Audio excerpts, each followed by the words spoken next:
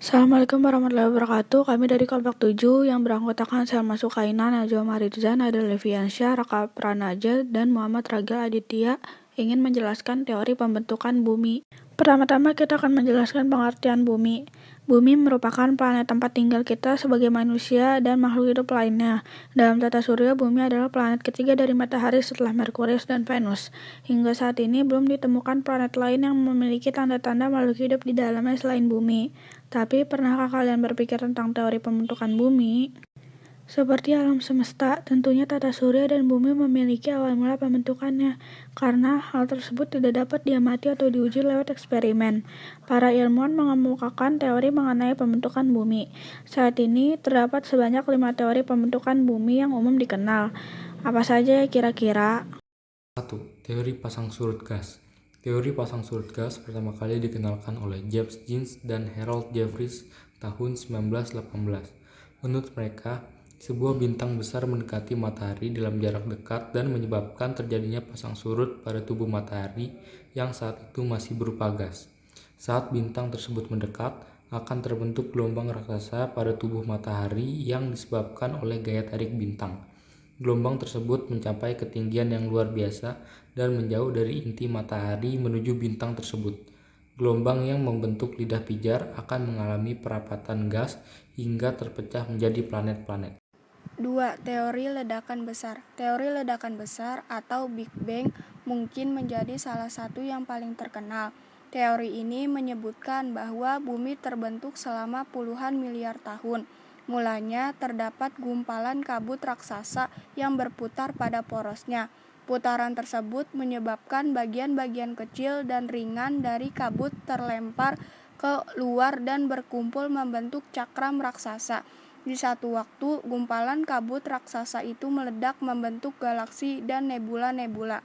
Selama kurang lebih 4,6 miliar tahun, nebula-nebula tersebut membeku dan membentuk galaksi Bima Sakti yang di dalamnya terdapat tata surya.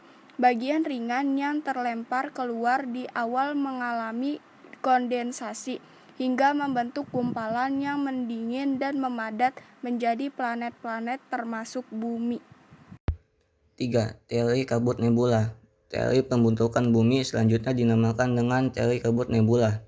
Teori ini dikemukakan oleh Immanuel Kant di tahun 1755 yang disempurnakan oleh Pierre de Laplace di tahun 1796. Karena itu, teori ini juga sering dikenal sebagai teori kabut Kant-Laplace. Teori ini menyebutkan bahwa di alam semesta terdapat gas yang berkumpul menjadi kabut nebula. Gaya tarik-menarik antar gas membentuk kumpulan kabut yang sangat besar dan berputar semakin cepat. Proses pemutaran ini mengakibatkan materi kabit di bagian khatulistiwa terlempar dan terpisah, kemudian memadat karena pendinginan. 4. Teori planetesimal. Di awal abad ke-20, seorang ahli astronomi Amerika, Forrest Ray Moulton, beserta ahli geologi Thomas C. Chamberlain, mengemukakan teori planetesimal. Teori ini menyebutkan bahwa matahari tersusun dari gas yang bermassa besar. Pada satu titik, bintang lain yang berukuran hampir sama melintas dekat dengan matahari sehingga hampir tabrakan. Akibatnya, gas dan materi ringan di bagian tepi matahari dan bintang tersebut menjadi tertarik. Materi yang terlempar mulai menyusut dan membentuk gumpalan-gumpalan yang dinamakan dengan planetesimal. Planetesimal tersebut mendingin dan memadat, hingga akhirnya menjadi planet-planet yang mengelilingi matahari. Teori kelima yaitu teori bintang kembar. Teori pembentukan bumi yang terakhir dikenal dengan sebutan teori bintang kembar. Teori ini dicetuskan oleh ahli astronomi yang bernama Raymond Arthur Littleton. Menurutnya, galaksi merupakan kombinasi dari bintang kembar. Salah satu bintang tersebut meledak dan menyebabkan banyak material yang terlempar.